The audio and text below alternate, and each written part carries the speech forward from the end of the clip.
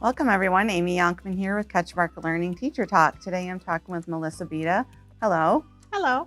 What grade do you teach? I teach kindergarten at Shoreline in Whitehall. Have you taught any other grades in your career? I have. I was hired to teach third grade, and I started at Shoreline for 3 years, and then I went over to Ely and taught third grade for several years, and now for the last 8, I've been back at Shoreline teaching kindergarten.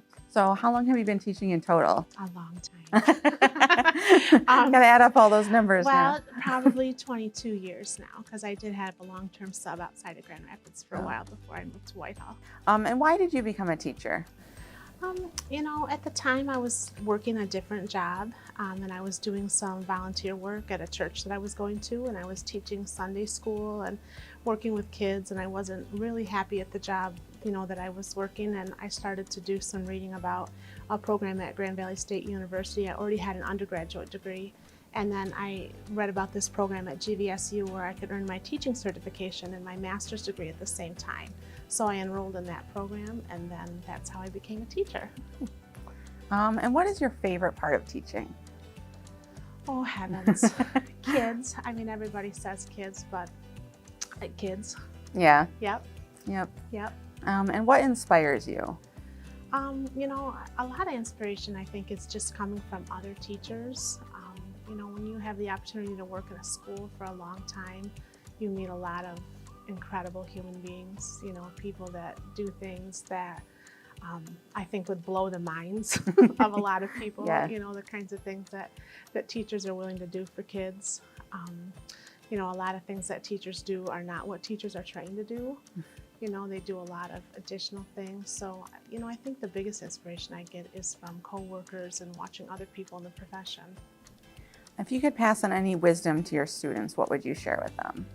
To believe in yourself. Do you have any embarrassing teaching moments that you're willing to share with heavens. us? Heavens, yes. I'm trying to think of maybe YouTube appropriate embarrassing teaching moments. When I first started to teach kindergarten, I came from an older grade, and I was teaching an informational text unit where the kids were trying to come up with true facts about something.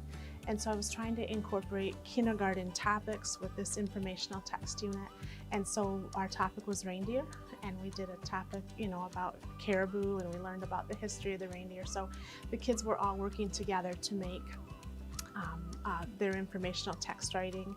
And I said, does anyone have a true fact, about reindeer, about caribou? And, several people, they eat moss, and one boy had his hand up and he said, well, they can fly.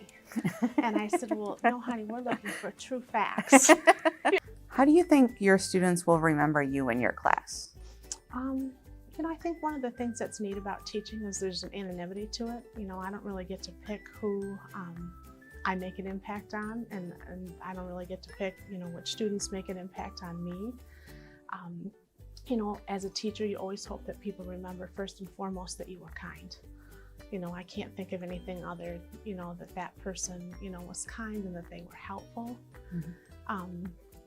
I always tell new teachers, there's a lot of testing in schools and a lot of really high stakes measurements for teachers. And, when a new teacher will come to school and be disappointed about the way that a test went or the way that, their standardized test scores went, I'll say, well, you just have to ask yourself, when people think back to their time in their class, do you want to say, that was the year that we did the best on the state? I remember that teacher because that was the year we had the highest scores.